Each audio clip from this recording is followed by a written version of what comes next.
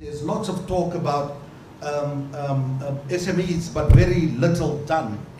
I'm going to go straight to each one of the panelists in terms of where they are involved with, to say to us what are they doing, have been doing and plan to do to enable SMME development. Edith, can we start with you? Good morning, Dr. Messina, and thank you for inviting us to be part of this conversation, all-important conversation of creating jobs at all costs.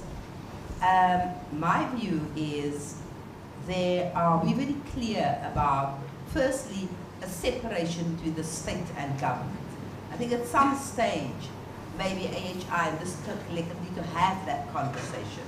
And maybe we would have we will be more optimistic and hopeful about what is possible in the country. So as government and not the states, we know that our role, we have to harness the levers in our control.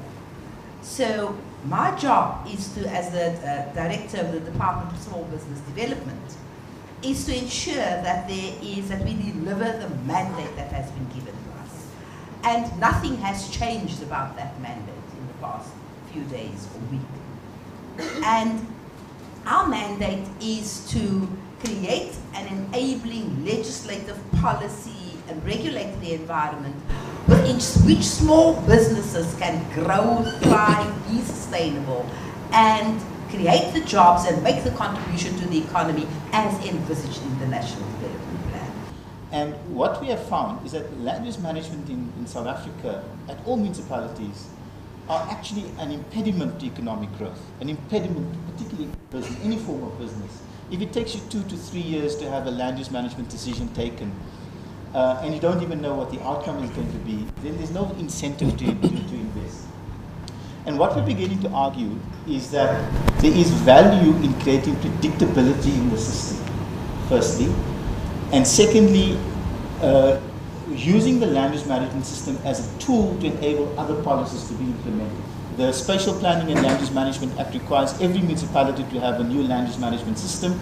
And at SALGA, we are developing a set of guidelines to help municipalities to say, throw out the old, bring in the new, have a kind of radical incrementalist approach to land use management that is relevant to the 21st century, that promotes economic development. And that would also then, sorry, I know you want to come in, that would also then come in with the issue of building plan approval. There's no reason why a building plan cannot be approved in a period of 1 day to 3 days. And that's what we're also working on and helping municipalities to get this. Yeah, I think Joburg is a business city fundamentally. So how the environment works for businesses and for small businesses is a key concern for us. And we are also looking at reviewing all of the bylaws within the city and looking at the impact of those bylaws on how businesses do business. So that's kind of at the generic environmental level. We also have, I think, what is probably the most comprehensive small business program of any municipality in the country.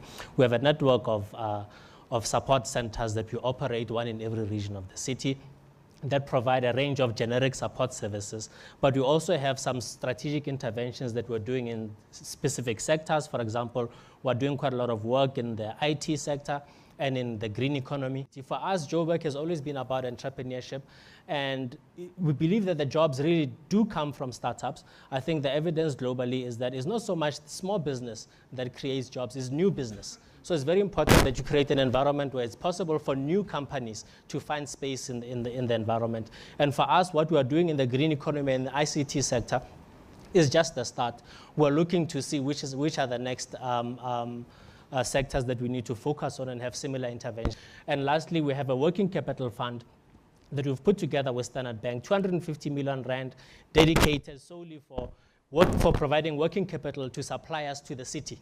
So if you have a city contract, you then qualify to apply for that, for funding through that program. That's just a touch. some of the things that we're doing. But for us, it's a learning process. So we're working very hard to just see what kind of programs work, which ones don't work. We're a very experimental Department of Economic Development. We experiment a lot, we learn a lot, and things that learn, then we then try and see how we can scale them up. Lastly, if I can just say that I think the big challenge in supporting small businesses is getting the models that make sense at scale. It's easy to be able to support 10 people or 20 people and dedicate all your resources towards them. But when you're faced, like we are faced with a few 100,000 businesses that you need to support in Johannesburg, you are faced with how do you implement a volume model. So we're trying many different approaches to that. We try and manage, my two colleagues here, one from the city of Johannesburg and one from Salga. Salga is more a partner than what we try and manage through regulation to facilitate SME development. It has been done successfully in this country, and I think it's time that we come together and talk about it now and see what we can do without necessarily looking in the history that is now bygone. But the reality is that we are not in the space. I was saying to somebody outside, it is very uncomfortable to be sitting here and talking to business people about SME development in this current climate. I think the outgone deputy minister has done that very well. It's a very difficult time for us to even encourage small, medium, macro enterprises to the SMMEs as we refer to them in our department. I think the department refers to them differently. Because we need to encourage people to be able to take up businesses, open new business, create jobs. And the mood is quite gloomy at the moment, so it's the first thing that we would like to turn, to say it is not all doom and gloom. We can still make something out of it. Chair, thank you very much. I need to be the voice of the people that I work with every day for the last 30 days, and that is local municipalities, small businesses, entrepreneurs, inspiring entrepreneurs. And I'm of the opinion that on national and provincial level we've got fantastic policy and strategy. But we really, on local level, on municipal level, we are failing our business communities. We are failing our entrepreneurs and our SMMEs.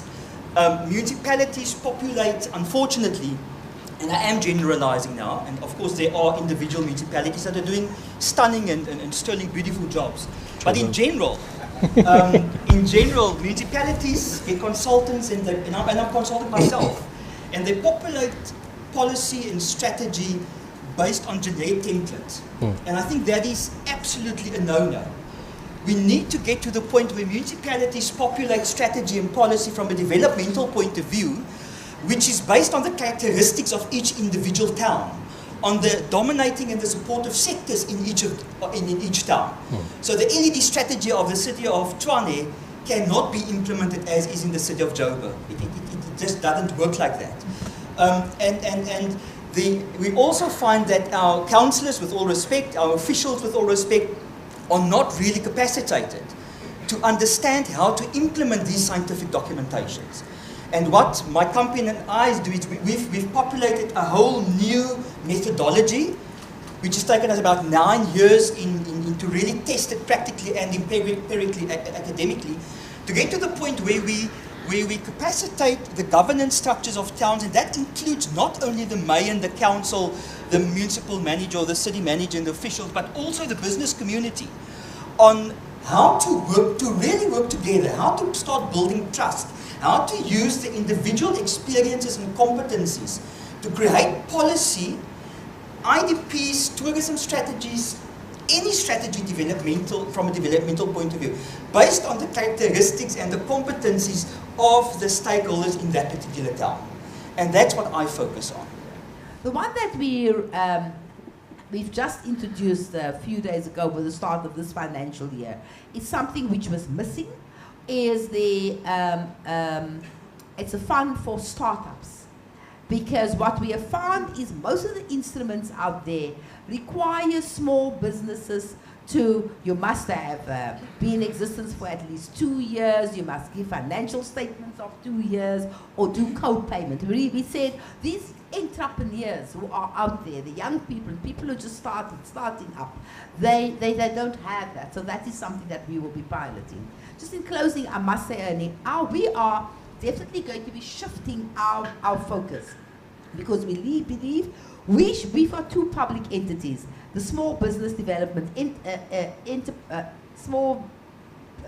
Enterprise Development Agency, and Small Enterprise Finance Agency, CEDA and CEFA. And so the advice and the decision that we've taken was they must implement and we must do the policy work. We will design new programs as we listen. We will put the policies and the frameworks in place to do that. The important thing is, as I sit here, there's about 15.5 billion rand spread across national government departments for direct support to SME, small businesses. And our job is to begin to say, how are you spending that money? Who are you defining as small businesses? How do you support them? Is it making the difference that it should? So we will be, there'll probably be more conversation as we will tell you how we will implement that. Municipalities are inappropriately funded today.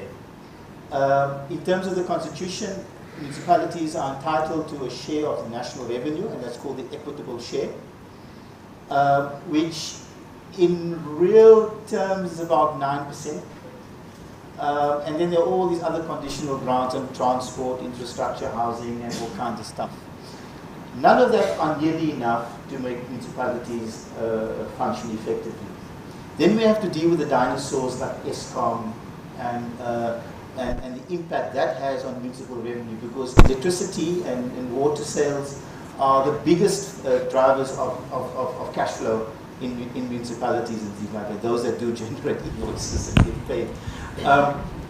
So there's this talk that's been going around. It's not a solid position that we're going to argue for a tax, like the old RSC levy or any of that. I think the idea is that we need to find new ways and innovative ways to raise revenue at local municipalities. When one municipality, I won't mention the name, had ABSA and First National banks close in one street in the Free State, those who know it would know what I'm talking about. That is just in the past 18 months. 2 banks closing down in one street in one small municipality. It means the municipality was going down. It was up to us to go back to the municipality and say, look, you are going to have to fix what is wrong. And what was wrong was a very basic, simple thing. It was a road. The third road in that municipality, in that main part of the city, had deteriorated so badly that it was dust. The banks closed. They left that particular municipality. So where we are sitting, we're not saying you all must speak with one voice. It's always good to speak to you as Dr. Messina and the CEO of AHI.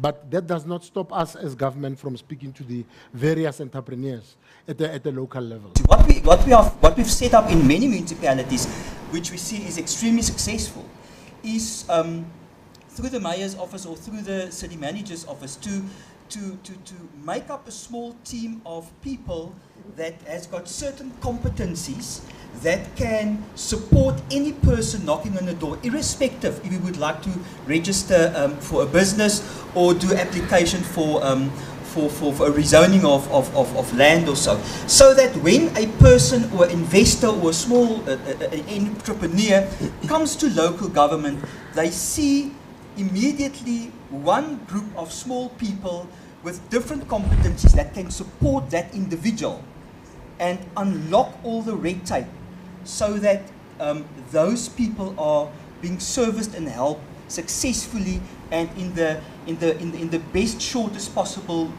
time frame. So I think what we should do, and what many of us is doing, is to support with a holistic product offering, not only supplying the funding and then we say we have complied.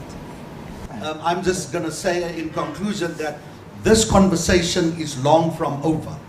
Edith, here's a question. What's your KPIs and how do we measure it? You don't have to answer now. and the responsibility to all of us is that we must be accountable for what we do. We must be able to say to the nation, to SMEs, this is what we are tasked to do. This is what we have achieved. These were the challenges. Let's do it together. So the conversation is far from over, but this conversation for now is over. I will keep these questions, and if there are other questions, let's keep this dialogue going. Thank you very much to each and every one of you.